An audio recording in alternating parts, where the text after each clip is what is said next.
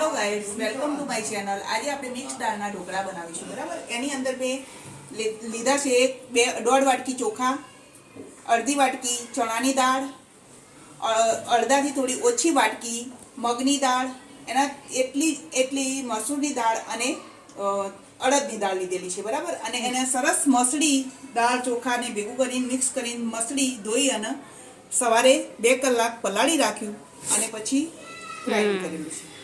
સરસ આથો આવી ગયો જો, અને જેની અંદર એકદમ અત્યારે મસ્ત લગભગ 5-6 કલાકે સરસ મજાનો આથો બી આવી ગયેલો છે। જો દેખાય છે ને આથો, બરાબર।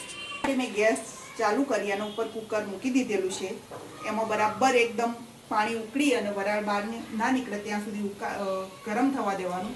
અને એના માટે ખીરું તૈયાર કરવા માટે મેં સ્વાદ અનુસાર એની અંદર મીઠું નાખ્યું। હવે થોડુંક એની અંદર મરચું નાખીશું। આ મેં થોડુંક અલગ કાઢી લીધું છે, જેને આપણે પહેલાં મૂકીશું, બરાબર। એની અંદર થોડુંક મરચું અને આદુની પેસ્ટ નાખી અને સામાન્ય થોડી કલર માટે આપણે સહેજ હળદર નાખીશું। અને એની અંદર આપણે 2 ચમચી જેટલું તેલ પણ એડ કરીશું, જેથી ઢોકળા થોડા પોચા અને ડો ના દે, બરાબર। આપણે એની અંદર હલાવી પણ લીધું, બરાબર। હવે ઢોકળા મૂકવા માટે 2 થાળી તૈયાર છે, એના આપણે તેલથી ગ્રીસ કરી લઈશું। મારી જોડે કોઈ સાધન નથી એટલે હું જરાક હાથથી વ્યવસ્થિત આંગળી ફેરવી લઈશ। અને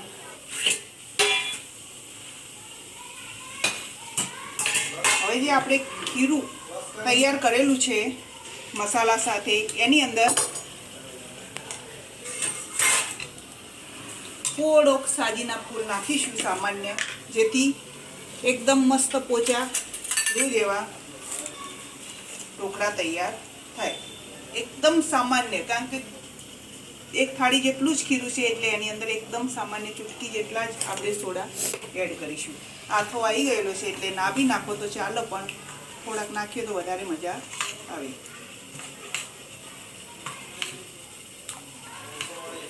થાળીની અંદર એડ કરી દઈશું। એકદમ પાતળું લેયર રાખીશું, જેથી કરીને આપણું અંદર ઢોકળા ફૂલથી હવે એને અંદર આપણે કુકરની અંદર મૂકી દઈશું, બરાબર।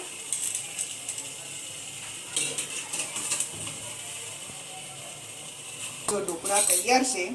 હવે એના ઉપર આપણે વઘાર કરીશું। વઘાર માટે મેં 1 ટોપલી ભરીને તેલ લઈ અને ગરમ થવા મૂક્યું છે। તેલ આવશે એટલે એની અંદર આપણે રાઈ એડ કરીશું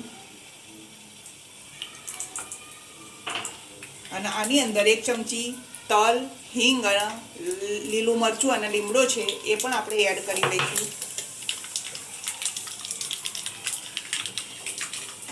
આ બધું આપણે વઘારની અંદર એડ કરીશું, બરાબર।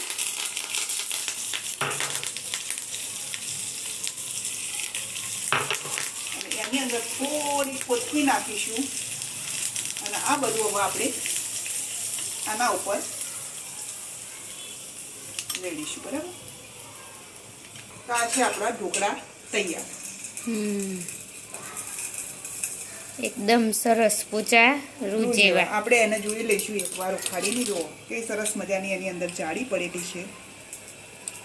સરસ મજાની જો પોચી જાળી કેવી મસ્ત પડેલી છે એમ। મસ્ત છે, સરસ।